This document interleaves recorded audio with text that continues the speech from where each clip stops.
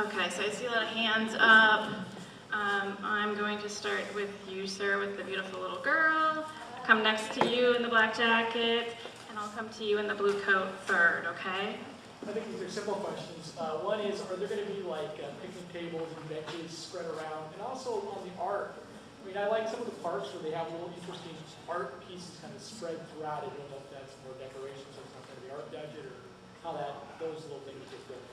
Okay, so the question was about seating, picnic benches, and then the possibility of maybe spreading the art out more through the site. Was the question? Site furnishings, thanks for reminding. I got to lighting very early and then I left the rest of it off, and the idea of having amenities throughout. Of course, we're going to have the tables and benches to accentuate this area. We hope to have lots of opportunities for benches and elements along some of the major pathways. Exploring the idea, we'll see how far this goes, but the fact that you could actually move the seating around in a place like this and just accommodate what you want to do. Drinking fountains, obviously, to have some places where we can provide that down in the children's area, maybe up in the gathering spaces. Bicycle racks, all of those elements then we start to include at these entry points where people can ride in and park a bike and then use the park and head out that way. So, and I'm sorry. Handicap parking. Well, okay. Okay, parking. That's a very interesting one. We did look at parking, and there is a budget reason. Remember the layers of influences again. Budget reason why it's not going to be helpful to our budget at this time. Trying to frame this in the best light. We would love to have parking. We looked at this location. Donna and I spoke about this as a possible place where you could actually do a couple of stalls and get them off the street. What we've learned that as soon as you increase the parking by a certain percentage, DPD, when they do the plan review, it triggers certain improvements they want to see. What it would trigger, and this is a subtle detail, notice the lack of street trees and sidewalks on this edge over here, which we would love to do. But the cost is right now something that we're not thinking of putting the money towards. We want to put the money up in this area. If we put 2 handicap stalls in here, it'll trigger the need to do the improvements along these 2 streets. So we've backed off on that for now with other sources and other ways to fund these street improvements. We'd rather do park improvements with what we have to work with right now. It's one of those delicate balance items. So, Art. Yeah, real quick with the art. The way I've approached it with the 2 elements focused in one area is just kind of how the concepts I'm interested in have materialized in my head. That being said, depending on what happens with siting, if I'm forced to not use that area and actually go up on the lid, it may spread out more just because of the restrictions involved with putting anything on the lid. But just as far as how I approach it, as far as impact and what I'm trying to convey with the art, that more of a focused area made more sense. So. Is there anybody, this is another question and for a whole lot of other meetings, but I'm really curious about it because it sort of has an impact because of this whole thing going on. The reservoir on 75th and 15th, between Roosevelt and 15th, do we know what's going to happen to that? Is that a possibility for a future dog park that will lay the concerns of those two? Because I think a lot of us will show up at those meetings when that reservoir gets addressed. I heard it was going to be surplus, and that would mean that something's going to happen. Yeah, the question is about the Roosevelt Reservoir and what happens to it. So I'm not versed in that.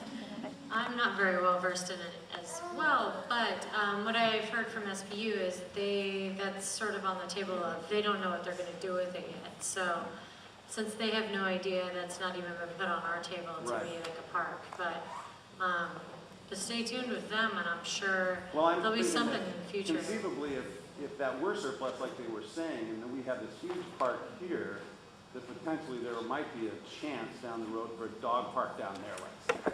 Yeah, I mean, if it was all decommissioned, that could be definitely a possibility. I mean, I guess it just depends what they want to do with the land. If they build a park there. Yeah, if they build a park, you know, They they may could put not. in housing. If it's I don't know. if it's decommissioned, it could be a lot of different things.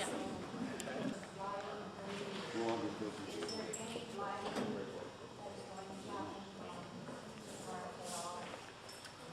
When you say that, do you mean like tall, high lighting or? Any lighting, any lighting. Okay, so lighting that I spoke of earlier that we're contemplating right now, and it's one of those on the cusp kind of the budget and how the park is going to operate. With this much space to work with, the fact that this will be dark and the ability to be able to be out here is there. You can walk into the park even though the rules might say you can't. If we put some lighting in here to at least create some safe pathways of travel, then we're helping some of the safety and security issues of what we can do. I keep drawing it on this outer path because, of course, this is on the lid, so we want to try to move people around as much as we can. What these would probably be would be a 16-foot tall pedestrian scale fixture. 16 feet is just a little bit higher than this soffit above my head, but that would be the kind of lighting. It would be a down light to move the light to the ground as fast as we can, not get any light headed upward at all. Due to knowing some of the history of the reservoir, people who live on the north end, we live right up to the fence. Our back is right up to the fence. 50, 60 years ago, when we were told that this lower south end where all the trees are now 30 feet tall and whatever, they were told that we were going to plant bushes.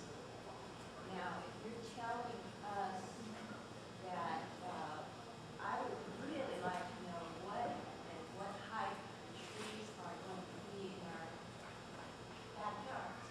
Because we were paying big property taxes, and right now we got a nice dirt pile in the back of our house right now. And I know that's going, but, when we're talking about height of trees, I want you to be real honest and clear about how tall those trees are going to be, because we will virtually be taking our view away. So the question is concerning the trees in the grove that are on the north side and kind of sweeping to the edges. Again, specifics on what exactly are they, what are their heights.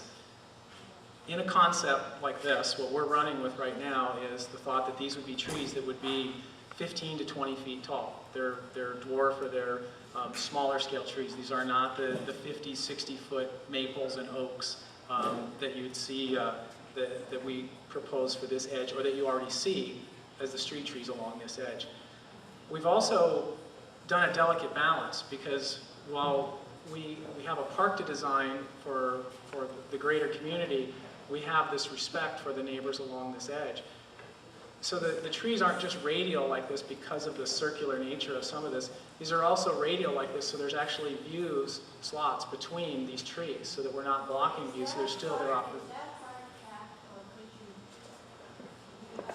use some, large height bushes rather than trees?